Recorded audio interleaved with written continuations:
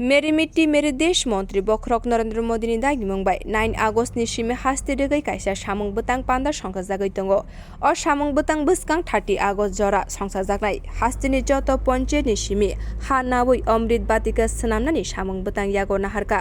अमृत गलाव गोबांमा पञ्चायत नि सिमे गला सनामजानाय हा न थुमै दिल्लीव तलांजानाय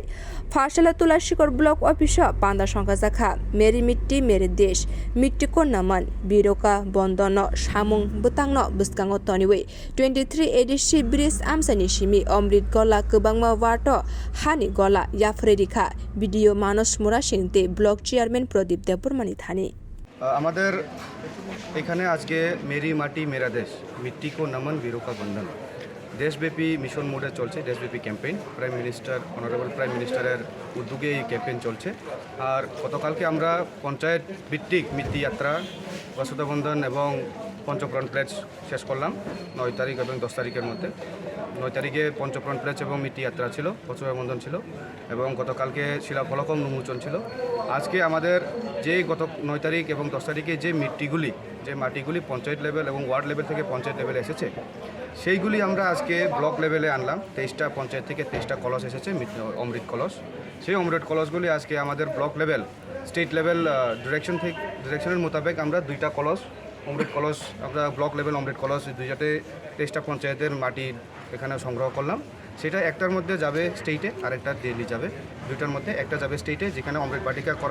করানো হবে মাটি দিয়ে এবং আরেকটা যাবে দিল্লিতে যেখানে কর্তব্য পথে অনারেবল প্রাইম মিনিস্টার উদ্বোধন প্রোগ্রাম করবেন সেটার উপলক্ষে আজকে এই প্রোগ্রামটা এবং আমাদের মিট্টি যাত্রার পরে আমরা জাতীয় পতাকা উত্তোলন করে এবং রাষ্ট্রগান গিয়ে আমরা এটা কমপ্লিট করলাম আমাদের অনারেবল স্যার আরেকটা জিনিস দেখলাম যে এখানে ছোটো ছোটো কলসি যে এখানে রেখেছিলেন এটা কিসের জন্য রেখেছেন এই কলসি আমাদেরকে ডিরেকশন ছিল যে আমরা ব্লক লেভেল অমৃত বাটিকা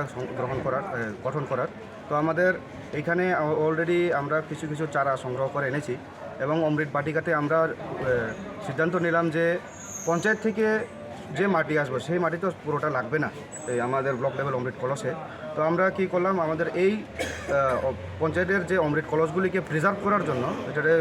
সঠিকভাবে রাখার জন্য আমরা একটা কন্টেনার বানাইছি এটা আমরা এই অমৃত বাটিকাতে আমরা রেখে দিলাম সেখানে অমৃত বাটিকাতে আমরা দেখতে পাচ্ছি যে এখানে স্বাধীনতা সংগ্রামীদের বায়োডাটাও লেখা আছে আর 23টা পঞ্চায়েতের জন্য 23টা স্ট্যান্ড বানানো হয়েছে সেটা এখানে সারা জীবন থাকবে কারণ এটা মেটালের এবং গ্লাসের বানানি কোনো বৃষ্টি জল কিছু লাগবে না এখানে তো পঞ্চায়েতগুলোর মাটির কলস এখানে আমরা প্রিজার্ভ করছি।